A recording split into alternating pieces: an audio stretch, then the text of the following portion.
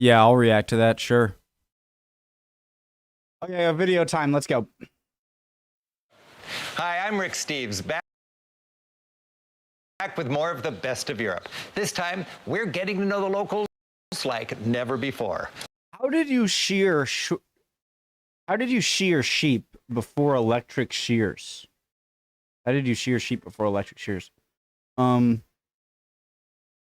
Like, was it even worth it? Like, would you just wait for one that's like ready to be butchered? And then, like, did you have super sharp? Oh, scissors. Scissors. They must have used scissors. We're in the north of England. Thanks for joining us.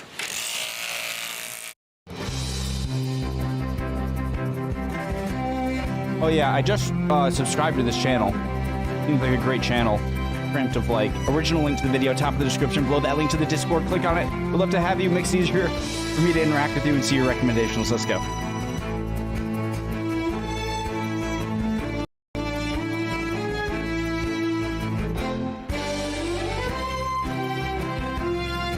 Just ate my food. I feel cozy. Northern England is a lush land steeped in a rich brew of history, culture, and nature. Traveling here, I'm struck by how man and nature seem to coexist in harmony and how richly rewarding a visit can be. We'll hike along an ancient Roman wall, play a little cricket, and be dazzled in a Norman cathedral. We'll meet the locals and their beloved dogs and sheep everywhere. Donning hard hats, we'll tour an old slate mine. And of course, we'll enjoy the countless hikes. Admiring lakes, discovering water. So peaceful looking. Enjoy the countless hikes. Admiring lakes, discovering waterfalls, and conquering stony summits. Great Britain is dominated by England. In the north of England, we'll visit Durham, Hadrian's Wall, and the Cumbrian Lake District. We'll focus on the less touristy northern lakes, home basing in Keswick. Durham is a familiar name for sure. The Cumbrian Lake District, just 30 miles by 30 miles, is England's green, pristine mountain playground. While not impressive in sheer height, England's highest peak is just 3,200 feet. It's long been a powerful magnet for nature lovers. The charm of this area is, in part, the range of experiences it provides. Stumble upon a surprise lake view, then climb over a rock fence to look into the eyes of a ragamuffin sheep. Find the perfect farmhouse B&B. Then enjoy this packhorse bridge. And for a memorable lunch, summit your own private peak for a picnic. This region gives even tenderfeet a chance to feel rugged and outdoorsy. Here in the Lake District, William Wordsworth's poems still ripple on the ponds. This is a land where nature rules and humanity keeps a low profile. For 2 centuries, this region has inspired visitors to relax, recharge, get some exercise, and maybe even write a poem. Hey, there's nothing serene about swans. They're vicious. Get some exercise, and maybe even write a poem. The Lake District is green for good reason. It rains a lot. Experienced English hikers dress smart and don't let blustery weather keep them in. It can be rainy one moment and then suddenly gorgeous. As locals love to say, there is no bad weather, just inappropriate clothing. I like that. I feel so cozy. Keswick is your best home base for exploring the northern lakes, which I prefer to the more commercial southern part of the region. Keswick was originally a mining center, but the slate and lead industries eventually gave way to nature-loving tourists, and in the 19th century, Keswick became a resort. Its fine old buildings recall those romantic-era days when big city folks first learned about communing with nature. Today, the town is well-stocked with hiking gear shops and pubs. Reminds me of New England. The Lake District is popular with English holidaymakers who prefer to bring their beloved dogs with them on vacation. Here comes the comment, well, that's why it's called New England. It didn't have to be called New England because it looked like it just the first place they landed. Keswick's town square can look like a canine convention. And in local Doggo. pubs, dogs are more than welcome. And we picked up a tip at the pub. A sheepdog trial and hound show is on today, and it's just down the valley. Farm culture is still alive and well in these fertile hills.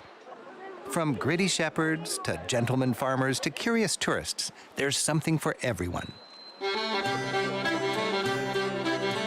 Well, lots of fun and plenty entertaining. Miss my Competitions freaking dog. Love you, girl.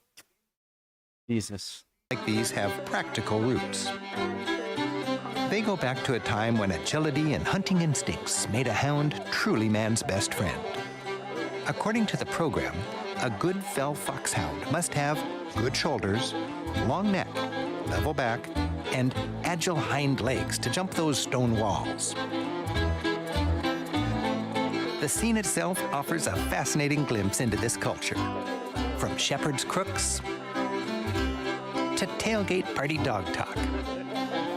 And the main event, as explained to us by a local aficionado, is the shepherd and his dog bringing in the sheep as quickly as possible.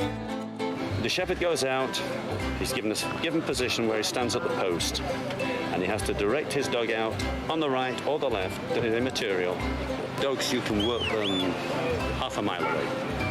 They'll pick the sound up, they will hear you, and they can work them half a mile away, collecting sheep, putting them together, bring them into a flock.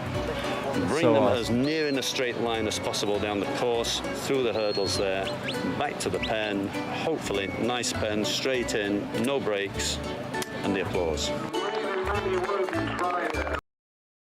Crazy, because you'd think that the sheep are running away from the dog. They're probably pretty used to the dog. But you'd think that the sheep instinct, the last place they want to go being chased, is in like an enclosed area. I don't know anything about it, but my TV on. Working a border collie, it's like marriage. It's got to click. You must have confidence in one another. The dog will have confidence in you if you've got confidence in him. It's as beautiful as that, and it's lovely to work with them.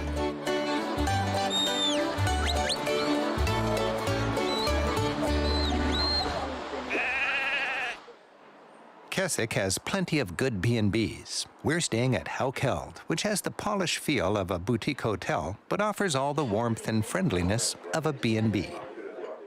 Its contemporary rooms are tastefully furnished in native woods and slate. Its breakfast is first class. I'm getting the traditional Cumbrian fry, complete with local sausage. And the lounge. I love how, like, Europe, see... I've said this, the same kind of concept with like cities built in the U.S., how they're very, the U.S., everyone knows as the U.S. was created, it was a British colony, Revolutionary War, still very European people populate the continent. And by the time it's like a real country, the Industrial Revolution is starting off. And so it seems like America is so much more of a modern... This is so obvious, but it's a point that I'm trying to make. For instance, hotels. Like, if you go to America, wherever you go, you're probably going to find a Comfort Inn or a Best Western, whatever, Holiday Inn, like all of these franchise hotels. And I think both approach, whereas in Europe, I'll get to my point. In Europe, it's much more like cities have their own personality to them, and there's centuries and centuries and centuries and centuries, millennia, you can go back to Roman times, of stuff kind of being built around, whereas the US was just like bam, cities, and so it's like very grid style. It's like the US was, you know what I mean? And so I think they have their advantages and disadvantages. Sometimes it's nice to know that wherever I go in the US, and I'm tired from driving or a long day and traveling, that, yeah, just give me a Holiday Inn. I'll know what I'm getting. It's not going to be great. It's not going to be terrible. I'll get a bed, a TV, fall asleep, whatever. But it seems like in Europe, it's much more of a, not that standardization, which can have its good and bad things. Does that make sense? Offers a cozy and enjoyable place. I spent way too long explaining that, but I think I got my point across. complete with local sausage. I ate before this. I And the didn't make that lounge mistake. offers a cozy and enjoyable place to relax and prepare for your day's activities. Good B&B hosts loan maps and offer plenty of hiking advice. That's a lovely walk. Just down the street is Keswick's Petite Marina, where we're combining a short cruise with my favorite Lake District hike up a dramatic nearby ridge. Derwentwater is one of Cumbria's most photographed and popular lakes. Boats circle the lake, picking up and dropping off walkers at peaceful landings all along the way. From the dock, a trail leads up along a ridge called Cat Bells. The steep climb both burns off that Cumbrian fried breakfast and offers some commanding views. Vigorous hikes like this are one of many reasons the lake... Oh. Certain images just make me feel happy, and this is one of them. The green hills, like the mossy back seat thing right here. Commanding views. Vigorous hikes like this are one of many reasons the Lake District is such a hit with English holiday goers. This little adventure takes just a couple of hours, and it rewards anyone who tackles it with a trip highlight. Get out and make these experiences happen. For the rest of your life, you'll remember, in this case, scaling Cat Bells with its thrilling King of the Mountain climax.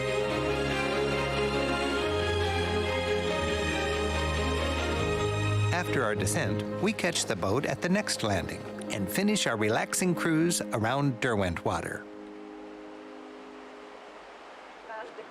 So they say this is good here. The Pheasant Inn is a Keswick favorite, and David and Val, who run our B&B, are joining us for dinner.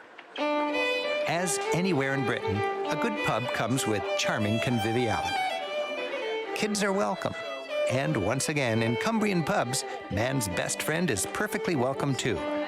The menu offers Lake District pub classics. David's having trout, and I'm going for the rump of lamb. My image of pub grub in the old days was pretty bad. No, pubs are taking a lot more interest in food now. They're not just the drinking destinations. That looks having good. To sell. So those look like, is that like cod fried, like fish and chip minis with some French fries? They're not just Tartar sauce. the drinking destination. But is that mashed potatoes under lamb in a like mushroomy sauce with green beans and So they're having to sell food in order to attract people in. And they're smoke-free. That's been a great improvement over recent years since the smoking ban came in, and it's much more pleasant. Hold on. I'm recording, right? Jesus Christ. For a second, I'm like, oh no. Okay, I'm recording. And let me just move this up a bit. I don't know. I like it better. All right?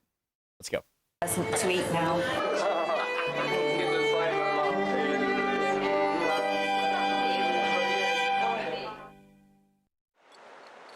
A short drive south from Keswick takes us through the very countryside that inspired England's great romantic poets. The greatest of those was William Wordsworth, who lived here in Dove Cottage. Was Wordsworth spent Walt Whitman American? is William Wordsworth, who lived Sorry. here in Dove Cottage. William Wordsworth. That definitely Wordsworth sounds spent his familiar. most productive years, 1799 to 1808, in this humble stone house. This is where he married, had kids, and wrote much of his best poetry. In these cramped and simple quarters, Wordsworth practiced his philosophy of plain living and high thinking. The adjacent museum displays original writings, sketches, and personal items that give another peek into the life and world of the poet. His well-stamped passport and his well-worn little suitcase are proof he packed light and traveled far and wide. Notebook in hand, he wandered across England and through Europe on what would become the romantic Grand Tour. Until then, almost nobody climbed a mountain just because it was there. But Wordsworth did. He'd wander, lonely as a cloud, through the countryside, finding inspiration lost in the awe-inspiring immensity of nature. If appreciating nature became a religion in 19th century England, Wordsworth was its prophet.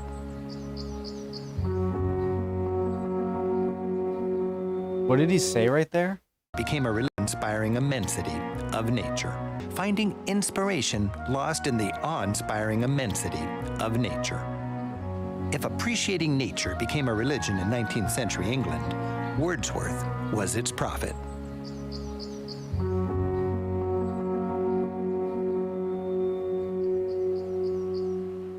With the advent of the industrial age, machines were taming nature and factory hours were taming free spirits.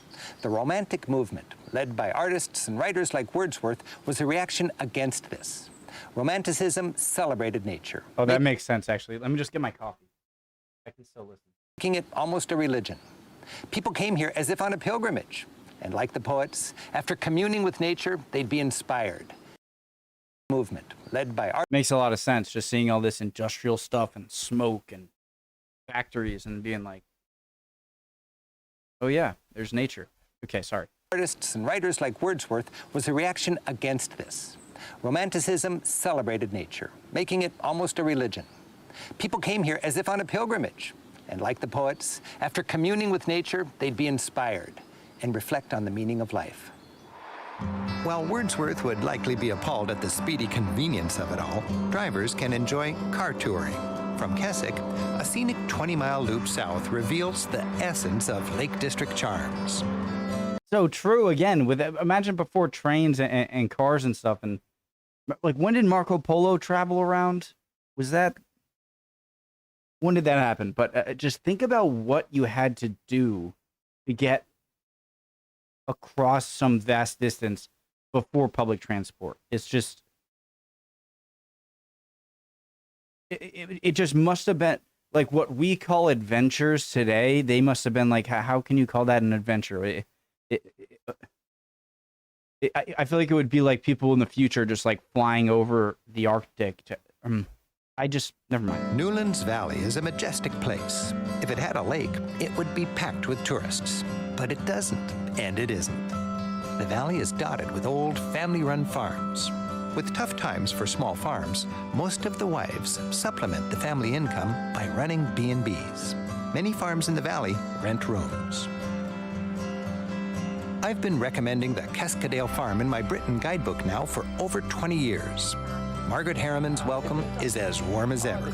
And staying in her B&B, there's no doubt you really are on a working farm. Yeah, they are. Their son, Sean, will someday run the farm. One thing he's already in charge of is shearing the sheep. Each of their 1,500 sheep need to be sheared each summer. Why do you have to shear the sheep? Well, for husbandry reasons and the welfare of a sheep. And then they're sheared when it's warm weather, so it's a great relief for a sheep once it gets sheared. Imagine how good it feels after. But the fleeces are no longer the moneymaker they once were. In fact, recently, prices were so low, farmers here just burned the wool. Today, with new uses for this natural fiber, wool prices are higher, so Sean and his dad collect the fleeces into bales. How long could you collect them? I guess it would depend on how well you take care of it. I was going to say, like, could you, once a commodity goes out of stock, that could, you know, like the idea, like, doesn't gasoline go back, or like what if you just bought a bunch of gasoline and stored it inside of your, it wouldn't be that safe, but then wait a few years and then sell it. But never mind. I'm just thinking, like, it would probably get moldy and bad quality. Never mind. I thought I had a good idea. No. It'll be very therapeutic. It just glides by the skin, so it doesn't hurt them at all. Therapeutic?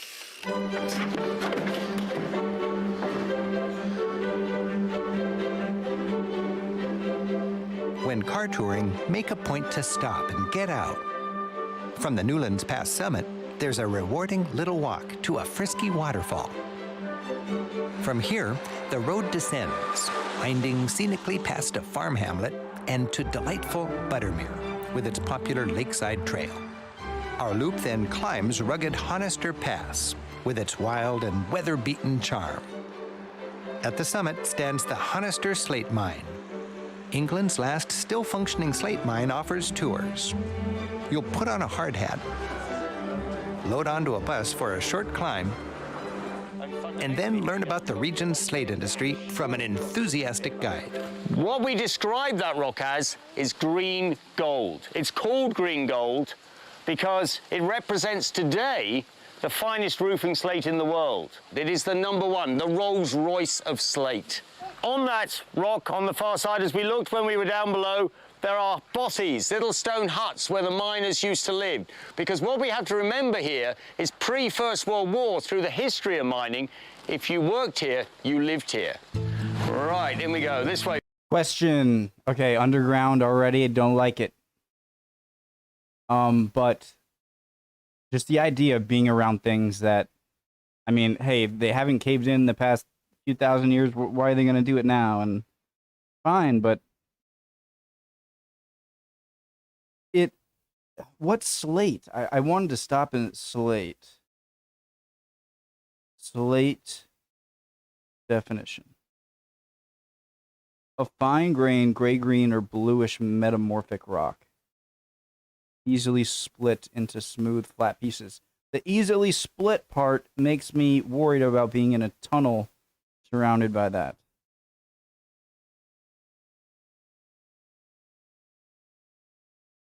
Because I would think I know the fast forward if you want, okay? The big mountain that Everest is in, the Himalayas, are a pretty new and still growing mountain range, but the Appalachians, for example, which is a mountain range in the eastern U.S., I know is a super old mountain range, and as a mountain grows, obviously its rock hasn't been, it looks sort of like newish, and it's still pointy, and it's still going up, but as the forces stop building up the mountain and the mountain becomes an older range, then forces kind of make it crumble a bit. And so does that mean that this is a really old mountain? And my whole point is it looks sketchy. Okay, I could have just said that. But what do I know? Folks. Narrow shafts lead deep into the evocative Victorian mine. You'll be thankful for your helmet. I mean, standing inside the mountain, surrounded by slate scrap. Sorry, it's just obviously you want to wear a helmet, but if he wasn't wearing a helmet, he would have seen the. Stop talking. Stop talking. Standing inside the mountain, surrounded by slate scrap and the beams of a dozen headlamps, you'll learn the backstory of the stone that roofs so much of England. Imagine you're 8, 10 years old, working underground, maybe for 10, 14 hours a day, and your job was to assist your father and your elder brothers in drilling the rock. I think you're going to get a hang of this one very quickly, folks, because you can imagine there's someone at this end with a large sledgehammer. And each time you hit it, turn it, twist it, push it. Hit, turn it, push it, back into the rock. I don't know about you, but a tour like that makes me glad I work and live above ground and in the 21st century. Pausing again, there's so many thoughts, okay? Fast forward. There's a fast forward button, or watch the original link. Why am I talking to no one? But how we tend to think like, oh my God, how could they do that back then? Or, oh my God, that's what they did in the 1800s. Or how could they do that to people in the 1600s? Or how could they treat people like that? We're not some alien race that was simply put on Earth in modern day, and we have this moral clarity that other people don't. It's just that what my point is, it's crazy, is that we are just as capable of treating people certain ways as people back in the day did. And it's crazy to think how we can just kind of, oh, he's got a kid, he's got his whole thing ahead of his life, like, oh, he's got to go to college and have family. It's just like, hey, kid's like a smaller human. Get him in the mine. And it's crazy to think about, and that's beautiful.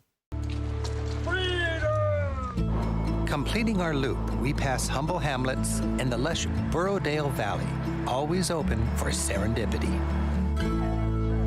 Coming upon an inviting gathering, we pull over and find ourselves at a cricket match. Nice grass. Complete with Cumbrian sausage on the grill and a keg of local brew. The gang gathered here bragged their field was named England's most beautiful cricket pitch. and I can see why. But when you hit the ball, do you like run around the bases, or what do you do? No, you just run at the end. And this gave me yet another chance to try to understand this bewildering national pastime. So the pitcher is called a bowler. Yeah, he is. Or your bowler, our pitcher is your bowler. And what do you call your batter? The batter. All right. So now, is that a point? That's a 4. 4 runs. If he hits it over the boundary, which is the white line in front of us here, he gets 4.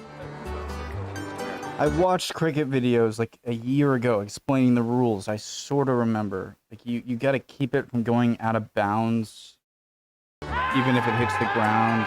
Yeah, he gets 4.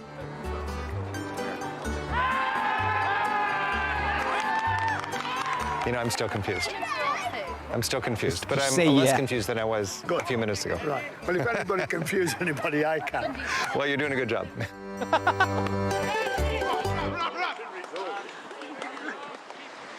These valleys have sustained communities here for longer than you might imagine. Just outside of Keswick stands the Castlerig Stone Circle. Like a mini Stonehenge drenched in Lake District beauty, it was built over 4,000 years ago to function as a celestial calendar.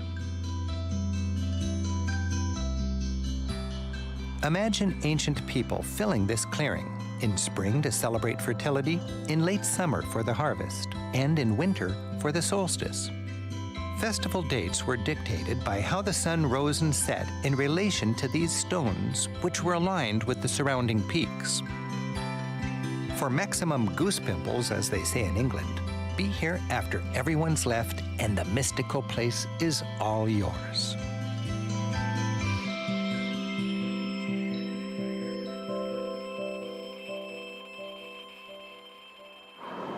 Leaving the Lake District, we drive east for more highlights of North England. The road parallels my favorite ancient Roman site in all of Britain. Hadrian? Hadrian's Wall was built by the Romans during the reign of Emperor Hadrian, nearly 2,000 years ago.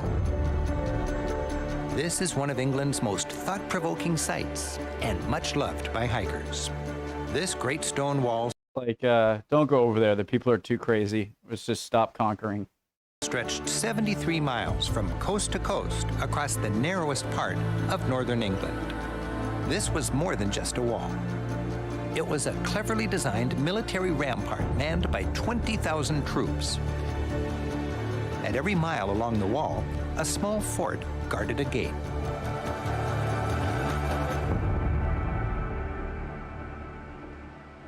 Its actual purpose is still debated. The wall, which often takes advantage of natural contours in the land, likely defined the northern edge of the empire and helped defend Roman Britain to the south from pesky, hard-to-conquer barbarians to the north. Today's modern border between Scotland and England still runs pretty close to this ancient wall. A particularly well-preserved segment of the wall leads to Housestead's Roman fort. Roman forts had a standard design, a rectangular shape containing a commander's headquarters and barracks. There's little more than stone foundations remaining. These stones raised a floor to give stored grain. It's so crazy how there are still civilizations today that live so off the grid, like parts of the Amazon or parts of like Papua New Guinea, North Sentinel Island. It's so crazy how you could go back in time, knock out someone like a Roman soldier, like knock him out before he sees you, bring him back in time, put him on North Sentinel Island, and even though he's 2,000 years in the future, people would be living less modern than he was. That's crazy to think about. I think about that sometimes. Ventilation. Foundations remaining. These stones raised a floor to give stored grain ventilation. And this was once a set of Spartan barracks. Pondering these desolate ruins, I can imagine the bleakness of being a young Roman soldier stationed here 18 centuries ago.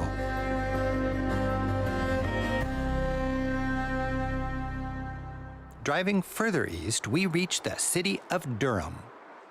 With its famous cathedral built by the Normans, it adds yet another layer to this region's history. As their empire was falling in the 5th century, the Romans abandoned Britain to the barbarians. Okay, so is that not a connected... This looks older than this. As their empire was falling in the 5th century, the Romans abandoned Britain to the barbarians. After centuries of relative chaos, a central government was reestablished by the Normans who invaded from France in 1066. Along with stability and a capable rule, the Normans brought with them the prevailing European style of architecture, Romanesque. Here in England, I'm at 1914, but what did he say? The 5th century? France in 1060, the relative chaos falling in the 5th century, the Romans to this region's history. As their empire was falling in the 5th century, the Romans abandoned Britain to the barbarians. Okay. Here in England, they named it for the people who brought it, Norman. Before visiting the church and learning about Norman architecture, we'll get the lay of the land. A sharp bend in its river protected medieval Durham, providing a moat on 3 sides. Today, the river seems to protect the city only from the modern world. From this riverside path, much enjoyed by residents for a peaceful little getaway, we can ponder the cathedral as approaching medieval pilgrims once did. The tangle of streets leading up to the cathedral, while retaining its medieval atmosphere, is lively. The city hosts the country's 3rd oldest university. Along with the student vibe, Durham also feels blue-collar because of its historic connection with the mining industry. For nearly 1,000 years, pilgrims have set their sights on this. It is one building. Was this like the more original building? Why does this look more new and this looks more new than this and this? Maybe I'm just seeing things. The Durham Cathedral, standing like a mighty fortress. Built around the year 1100 to house the much venerated bones of the great missionary monk St. Cuthbert, it offers perhaps England's best and purest look at Norman architecture. How did they do that? So that they had the peg holes? So would they carve these top pieces on the ground, and then at the end, like, they would have all 8 or however many of these crowning pieces? Like, I don't know why I originally think of, like, people, like, up there chiseling. It was probably already chiseled on the ground. And then when it was done, they just hoist them all up. How old is the pulley? That Romans had the pulley, I think. But all of the intricate, like, all of the... The architecture is unusually harmonious because the church was completed in just 40 years and survives essentially unaltered. Round arches and zigzag decorations are textbook Norman style. Stroll down the nave to the center. Gaze up at one of the highest bell towers in Europe. People are so damn smart. When the Normans conquered the Saxons here in England back in the 11th century, they brought with them more than just their architecture. They brought a whole new order. And this mighty church, way up here in the north, was more than a place of worship and a home for St. Cuthbert's bones. It was an unambiguous political statement, both to the conquered Saxons and to the Scots further north. Question, guys. So you know how during the Roman times, like Rome, you know, the Italian peninsula and you know, Greece, Anatolia, you know, Egypt up through like modern day Israel area, to Turkey, Greece, Italy, kind of maybe Spanish Mediterranean coast, maybe was like the center, like the advanced places. Well, after the fall of the Western Roman Empire, did France, like, did they take that mantle of being the more sophisticated area in Europe, and then Charlemagne came along? The Normans were a statement, both to the conquered Saxons and to the Scots further north. And so I'm asking, like, so would the French have seen the French? I'm including that when I say French, I just mean like the people who lived in modern day France. You know what I mean? Did they see the British Isles as barbaric places? Here to stay. I went over. It was an unambiguous political statement, both to the conquered Saxons and to the Scots further north. The Normans were here to stay. Grand medieval churches and the art that fills them are a reminder that monks like Cuthbert were the intellectual candles who helped keep scholarship flickering through the Dark Ages. Later, that knowledge strengthened the church and made wonders like the Durham Cathedral possible. While this fresco of the saint dates from the 12th century, Cuthbert died way before that, in the year 687. The cathedral displays the saint's coffin and treasures that were buried with him. This fine Saxon sash was embroidered with gold thread and silk. And this is the exquisite cross that this leader of the early Christian church in northern England wore. For a better understanding of the cathedral and its saint, we're joined by Canon Stephen Cherry. But the cathedral is called the Shrine to Cuthbert. What does that mean to you? It's really remarkable that we have the body of the saint from so long ago in our custody here, as it were. And so what we do is, I think, we kind of bond with Cuthbert's spirit. We bond with that deep sense of history and tradition that Cuthbert represented. He was a man of profound spirituality, but also very serious human struggle. Being close to St. Cuthbert means stop being a child. With that deep sense of history and tradition that Cuthbert represented.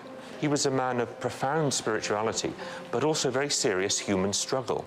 Being close to St. Cuthbert means, for me, getting closer to Jesus Christ because of understanding the way in which Jesus worked through the life of this man, albeit he lived so very many centuries ago. For 1,000 years, pastors and priests and ministers like you have been serving the needs of this community. That must be kind of an inspiration in itself.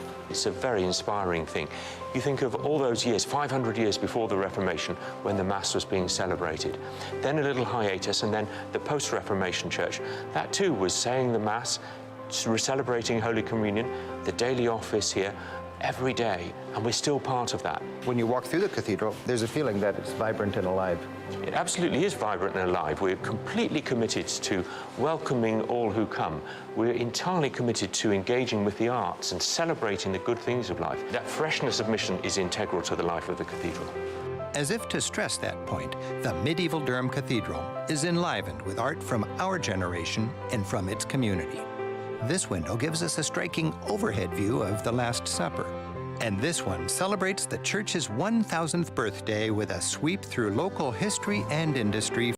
Oh yeah, because they would have, just whenever I think of the Last Supper, I think of like the cheese, like the picture they take where they're all on one side of the table and Jesus is in the middle. I know it's a painting. This window gives us a striking overhead view of the Last Supper. And this one celebrates the church's 1,000th birthday with a sweep through local history and industry from mining to farming.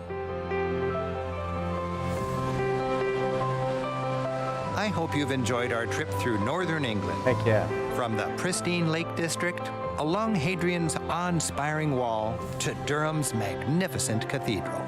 We've been inspired by England's fascinating past while enjoying its charming present. As we've seen here in the north of England, you don't need big cities for richly rewarding travel experiences.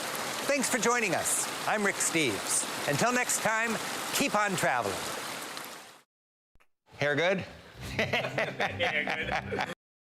Like the most stereotypical American white guy voice. I love it. That was amazing. And I'm definitely going to, if it doesn't get copyrighted, who knows? I enjoyed watching it regardless, and I'm going to keep watching it regardless if I can record it or not. Awesome video. I talked a lot definitely towards the end there, but thoughts come to my head when watching awesome videos, and I have to say them. And I'm sorry, but not sorry. I love you guys. Can't wait to watch another one or just my next video in general. See you guys then. If you're not doing well, stop it. You'll be fine. Bye, guys.